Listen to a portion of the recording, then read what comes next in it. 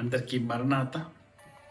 దేవుల్లో విశ్వాసం ఉంచడానికి 3 వాస్తవాలు, ఆధారాలు ఉన్నాయి. ఏమిటి అంటే, మొదటిది దేవుని స్వభావం, రెండవది దేవుని వాక్యము, మూడవది దేవుని కుమారుని విమోచన కార్యం.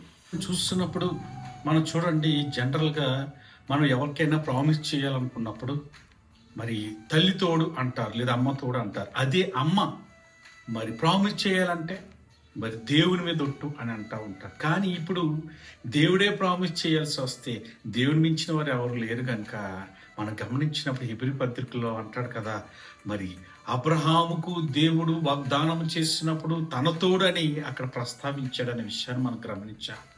అంతేకాకుండా మనకు ఇప్పుడున్న రోజుల్లో మనం గమనించినప్పుడు మనుషునికి కాస్త డబ్బు వచ్చినా లేదా పలుకుబడి వచ్చినా, నలుగురు ఫ్యాన్స్ ఫాలోయింగ్ వచ్చినా వారు భూమి మీద ఉంటే ఉండలేని పరిస్థితులు ఉన్నారు కదా.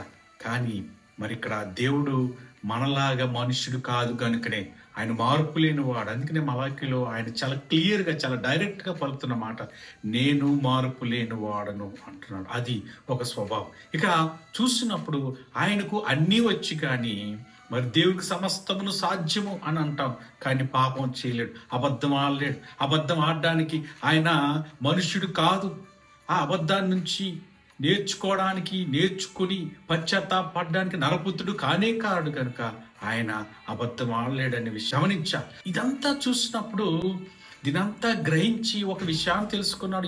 42వ అధ్యాయంలోకి వచ్చినప్పుడు ఆయన పలుకుతున్న మాట ఏమిటంటే, దేవా, నువ్వు సమస్త క్రియలను చేయగలవని, నీవు ఏదైతే అనుకున్నావో అది నిష్ఫలము కానేరదని నేను తెలుసుకుంటుని అని యోబు చాలా డైరెక్ట్గా చెప్తున్నాడు, తెలుసుకున్నాడు. కనుకనే మనకంటూ ఏదైతే ఉన్నాయో దాని గురించి దేవుడు చేయగలడా లేదే విషయాన్ని మనం కూడా తెలుసుకోగలగాలి.